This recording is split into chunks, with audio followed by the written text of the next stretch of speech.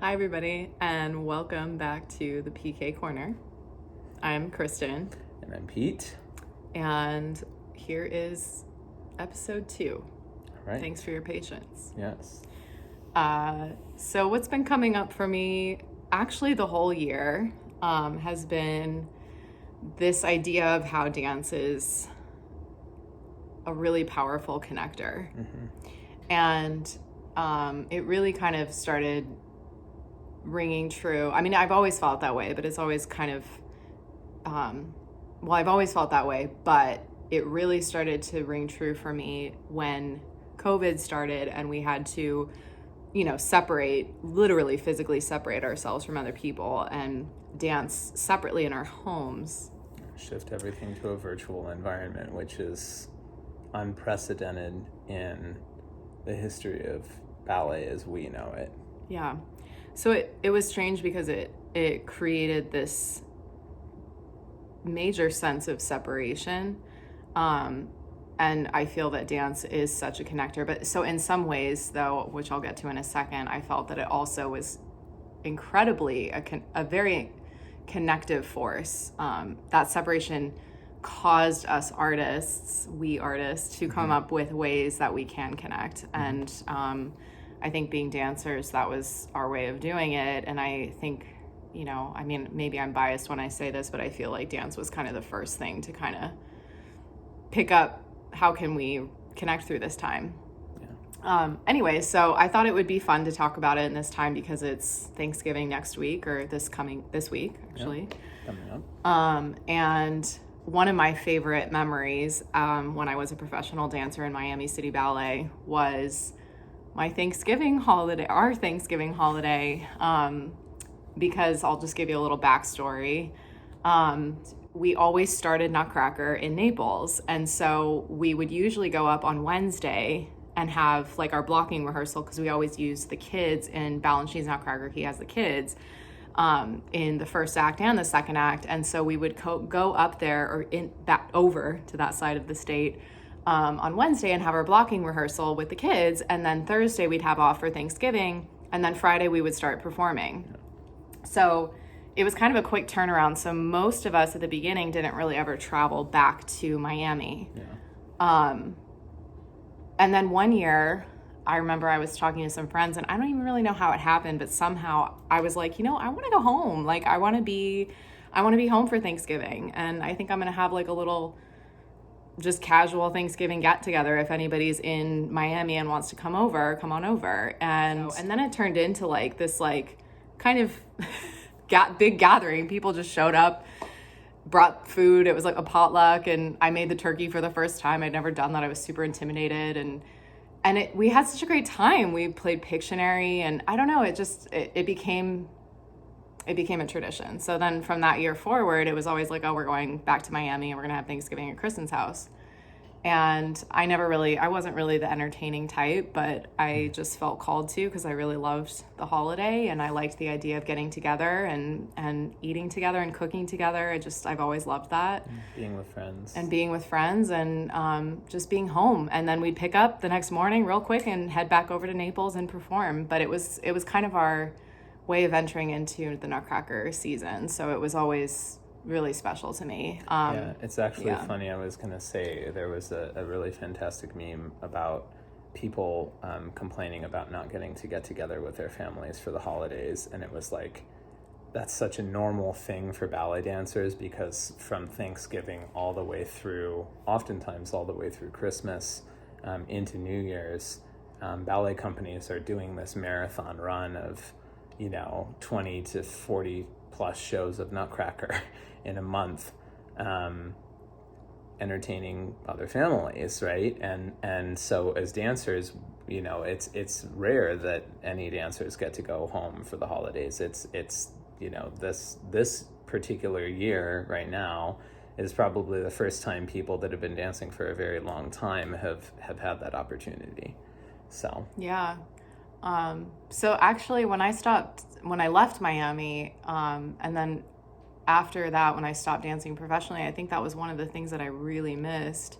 Anyway, it's kind of inspired me to just talk about this whole idea, why dance is why dance connects us in a way that I think, we were just talking about it, like Pete was like, well, what makes it different than other professions? Like, because I was going to argue there are a lot of shows about this, like The Office is a show about, right, it's a very famous show about, a small group of people that have like familial dynamics in there. And there are a lot of Friends, for instance. I mean, these are two great iconic comedy shows about that.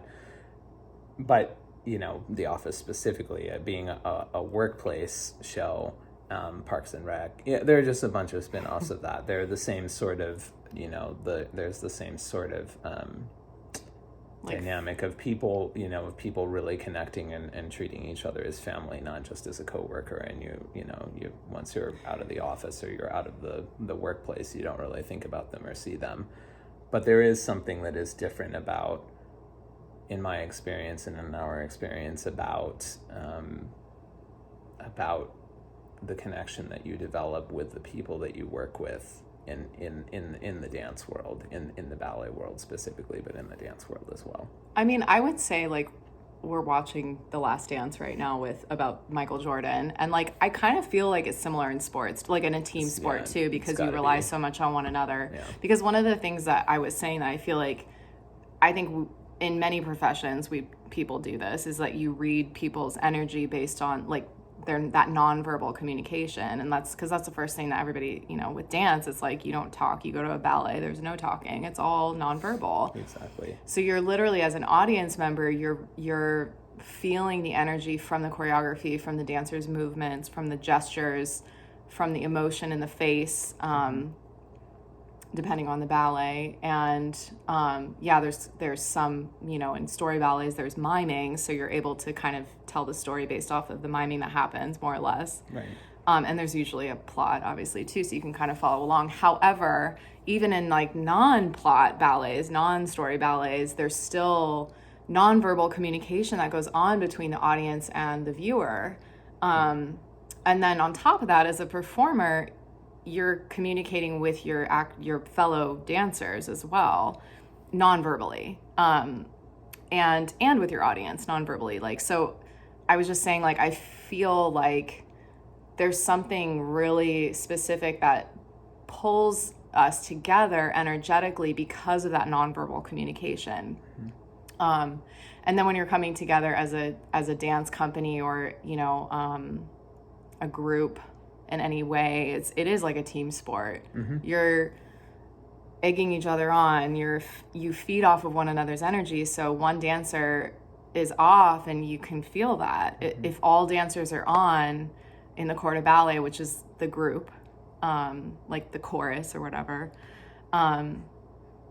if you're all on, it's like you have a great show, and you feel that, and you celebrate together afterwards. Mm-hmm. And then we were talking about partnerships, and like when you have that chemistry with a partner, it's like, I think, there are those famous actors that have a great chemistry together. I'm trying to think, like, off the top of my head, like, didn't Bogart and didn't he have like Lauren Bacall, like Bogart and Bacall had like an amazing chemistry together.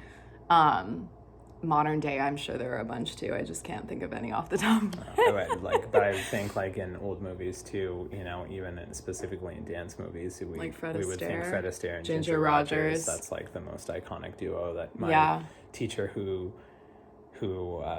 taught me partnering at Central Pennsylvania Youth Ballet, Richard Cook, was so would talk about Fred and Ginger all the time. And and again in ballet, it's so much about, yes, it's that sense of working together to create that common goal, and it's very much about, it's for men in ballet, it's very much about making sure that the female is really presented well, because that's your job. It's not enough for you to just look good. You have to make her look good first and foremost, while still looking good yourself. But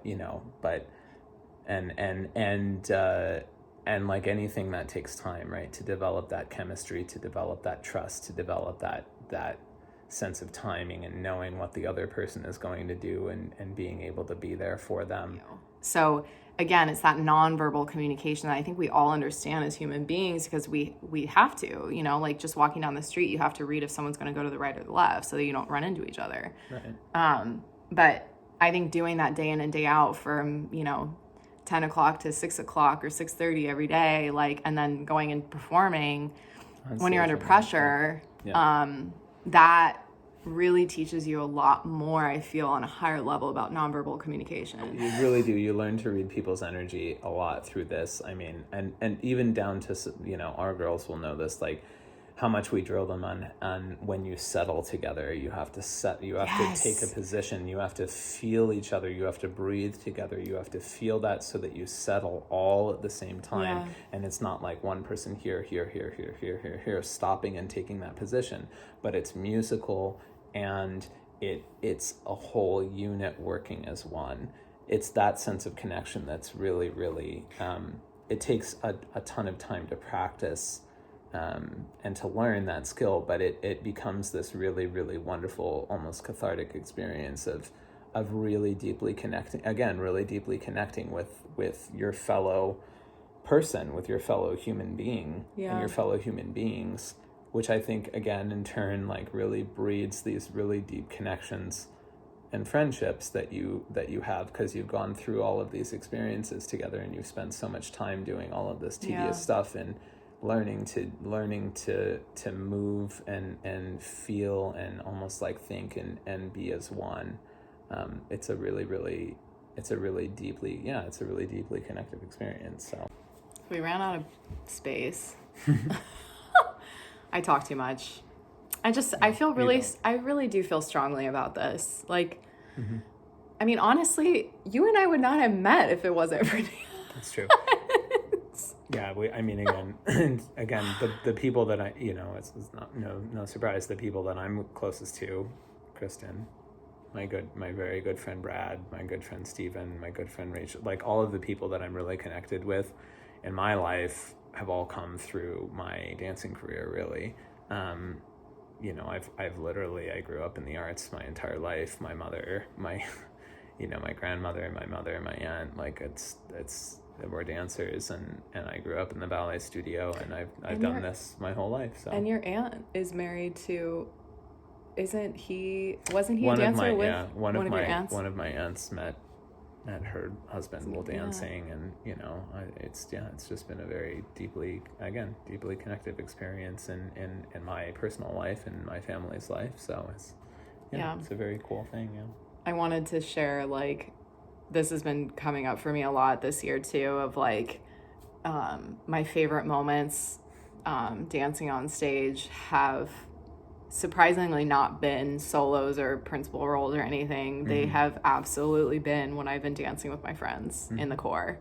I remember when I first got the chance to dance with 3 ladies in Miami that I just looked up to them a lot. And the first time I got to do one of my most memorable moments was doing Diamond Scherzo with them. It was Alin and Callie and Andrea. And I remember rehearsing with them and feeling like I'm like one of the girls, like this. But I still like have such like a strong feeling of like I loved dancing beside them. And like I remember I danced opposite Alin a lot, and like I just remember feeling so like honored to take the stage with them.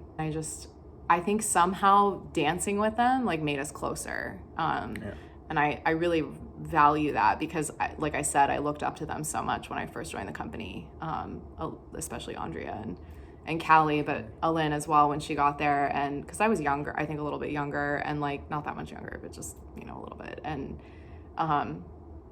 I looked up to them. And so the chance that I got to dance with them, we developed a really nice rapport together. And I still like some of those moments are the most valuable I have. And when I listen to the score, when I listen to Diamonds now, I still get really emotional.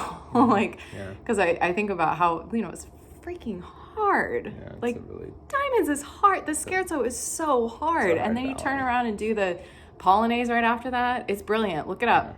It's so good. So beautiful. It's still one of my favorite ballets. Yeah.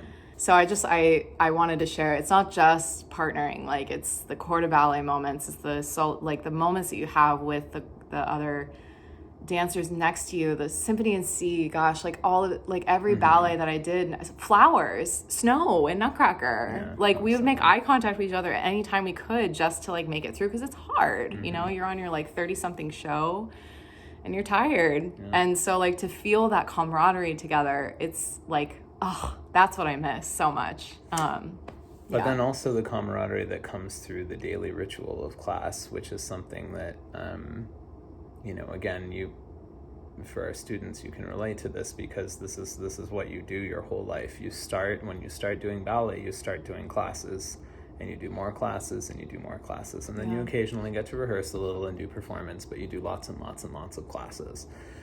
And then as a professional, you still take class every day in the morning, you know, and then go about, and then you do a lot more rehearsing because it's your job by that point. But you're doing, you know, you're still having these shared experiences of classes, and that's something, I mean, for me specifically, that I used to love doing is getting to go in the morning and you know, like I was telling the kids the other day, like talking to our company pianist, Francisca Renault, who is just this brilliant world-class musician who was, you know, over there playing for us for our classes, and I would get to talk to him sometimes, even while I was taking class. Like, I shouldn't have been talking to him, but he was fantastic. And, you know, but my other dancers, you know, my other friends in the company, we like, you know, it's Remember like birthdays? Birthdays were fantastic. Like, we'd be like clapping all around.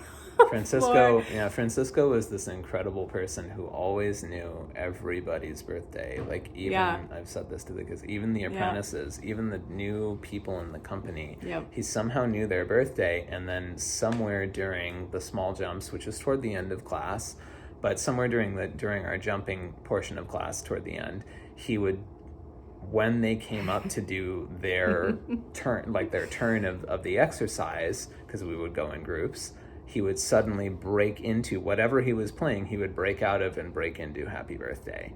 And the whole company would start singing and clapping. And it was just such a wonderful experience. And I don't know how he found this information out. He was such a kind, wonderful human being. Still great. He did. Unagi, yeah, for sure. But the classes were great. I mean, it was like kind of your like around the water cooler moments, you know, where you were just like, you got to, you know, sometimes I would like duck out of Adagio and, you know, hide behind a wall and you know, and talk to somebody about the basketball game the I night never before, did that, or something like that. No, you were much better than I was, and I didn't like Adagio. I was bad. I totally Adagio. But so, bringing it full circle now to this time, so, you know, in March, the whole world enters this new phase, and the whole ballet world just ceases, like everything, but the whole ballet world as performers and everything, we just cease taking, we cease performing overnight. We all have to shift everything virtually for an indeterminate amount of time, and it was a really heavy time. It was really challenging for a lot of people, especially I feel like our students, you know, sometimes it was challenging. But what, at least from our perspective, what we found, which was really, really wonderful, is this whole plethora of online content, not only online content, but live classes through Zoom and through other platforms started popping up. So, you know, there was a great thing called Worldwide Ballet, which was started by by a current San Francisco ballet dancer and a former San Francisco ballet dancer. They started this thing, and they had a live pianist playing on Zoom in one screen, and then dancers from all across the world were taking, and we would see sometimes our former colleagues, former friends in those classes. They're still available up online. They're really wonderful classes. They had a whole huge array of teachers, different styles coming in. So that was one, and that's just one specific thing that happened in numerous like facets. My personal my mentor and teacher in Miami City Ballet School, Carter Alexander, was teaching classes and opened it up, teaching classes to his company in Dallas, and opened it up, and and I hadn't gotten to take his class in since 2006, 2007. It'd been 13 years, and and I was able to reconnect with him and take his class and analyze it from more of a teaching perspective, and reconnect with him and other dancers that I hadn't seen in a long time from Miami and the school, and when we were all kids, that was wonderful. You've had other similar connections? Yeah, I got to, some of my best friends in Montreal are teaching, they've been teaching at this like open program for the dancers in Montreal, in the Montreal community.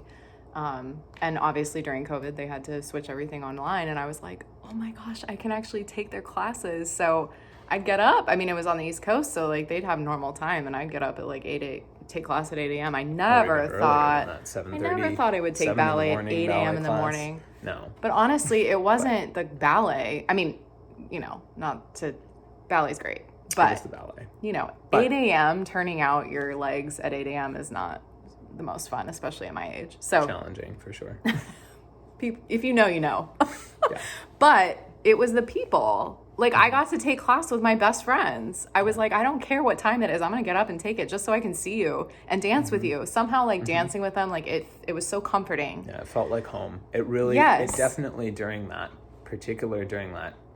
those first few months when it was a really scary time and it was such a big adjustment and everything, I found that we found such solace and comfort reconnecting with those people, reconnecting through this genre, through this, through these steps of getting to do these pliés, feeling these really familiar, wonderful exercises, and hearing this music that we'd heard and all our lives, and it was such a healing and comforting experience. It really was something that if I hadn't had that, I don't know how I would have responded, to an otherwise really, really challenging time.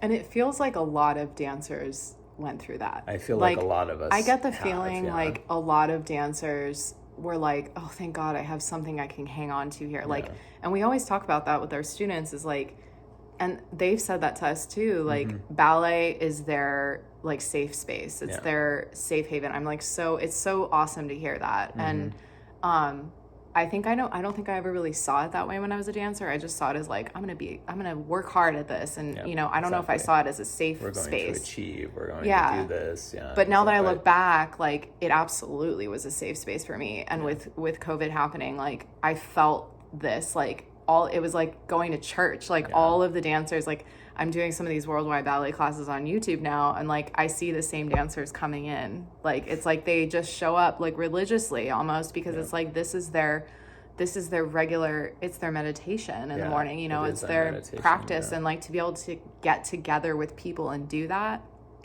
everybody knows like the power of community is so much stronger than doing it on your own. It's so much harder to go in a studio and dance by yourself. It's so much easier when you have a bunch of people there with you, especially if you're like, hey, we're in this really difficult time, like let's put this together and we're gonna all, like literally there's a ballet community now, like worldwide ballet, and it's called Ballet Together. And they're offering ballet classes right now to, and different types of, not just ballet, but like Pilates and other things as well. But it's to get people to be together, because we are separate at this time, but I feel like in some capacities it's brought the dance world together, because we've been able to utilize, thank God, for things like Zoom and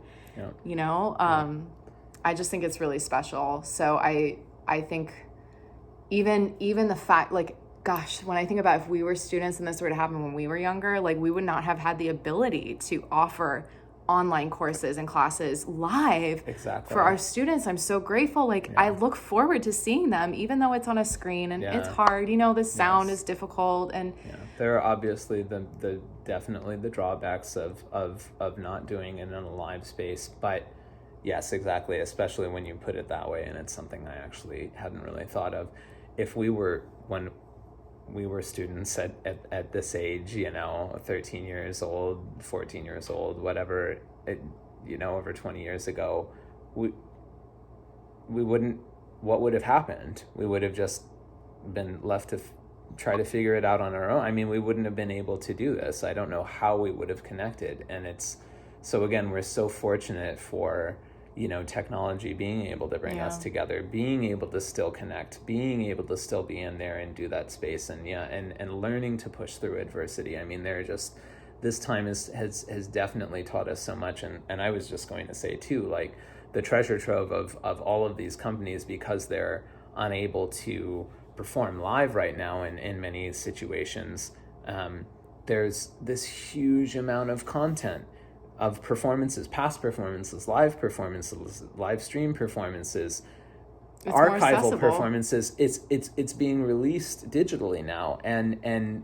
the thought of 12, 13, 14-year-old me driving 45 minutes on the weekend with my mom to this VHS video store in Hagerstown, Maryland, to look for dance videos, because they happen to have randomly in this tiny town, they actually happen to have a decent selection of VHS dance performances. And that was so inspiring for me, because I didn't really get to see a ton of live dance, of live professional dance when I was a kid. It was where I lived, and / our socioeconomic status, it was not accessible to me. I was lucky that I got to see fantastic dance every day when I was training with wonderful dancers in the schools that I was dancing in. But seeing these heroes, these professionals, that was totally inaccessible to me at the time, or very rarely accessible. And now, almost every week, seemingly, we're getting wonderful companies from all over the world that we get to see. It's just, we're so fortunate, we're so lucky. So in some capacities, I mean, I absolutely think it's so important to support that, and I want to keep doing these to share performances with you. I don't think we can keep up with the amount of content that is being provided out there right now. So do research. Look it up. Look up any ballet companies, all the companies in the United States, and if you need, we'll list them. But give us a list all over the world. Go donate if you can. Yes. Please, if you have even just a few dollars, donate. Yeah. There are dancer relief funds, because a lot of these dancers right now, despite the fact that they are that they're doing these classes, and that's wonderful and everything, have been furloughed or are unemployed right now, and are not able to, are having to still live in very expensive cities, and are not able to work because of these conditions, or, or working in half pay, or what, it's so important to support these companies so that they still exist when we come out of this, because we're so close to making it out of this. And we want these institutions to still be there. We want to still be able to support and have this art form continue to thrive. And I know there's going to be this huge burst of creativity, and there already has been. Yeah, it already has been, but it's just going to continue and get even more. And when we can go back in live theaters and be together again and feel that energy, it's just going to be all the more, we're not going to take it for granted, at least for a little bit, Yeah, I mean, that's the thing, because at the end of the day, it's awesome that we're able to see these through video and virtual experiences, but there's definitely no denying the power of live performance. It's just like I was saying earlier, you absolutely feel that connection with the audience as a performer, and vice versa. It's so palpable. Anyone that's been to a Broadway show could say that. Anyone that's been to a music performance you can feel that when the performers are just on. It is magic, and it's completely a give and take energy, and you can't feel that through a screen. You can kind of get there, but it's not the same. So I think that's what's important to remind ourselves, is that while we're in this great time that we can still see all of this wonderful art and it's more accessible, it still doesn't compare, in my opinion, to a live performance. It's different. It's just as valid. It's awesome, but the live value is something really special. So in order for it to continue to thrive, once this is out, once we're able to be back in person, we need to support it. Yeah. So that we can maintain that beautiful connection that the art form gives us as dancers, as performers, as human beings. And in the meantime, keep dancing. Yep. Even if it's in your kitchen while you're making dinner. All the And time. getting your kids to dance with you, or getting mom and dad to dance with you, doing a Zoom party, dance-a-thon on Thanksgiving, whatever it is. Yeah. Keep dancing. Keep it up. All right, guys. Thanks for listening to me ramble and Mr. Pete too. Master Pete. We'll see you next time.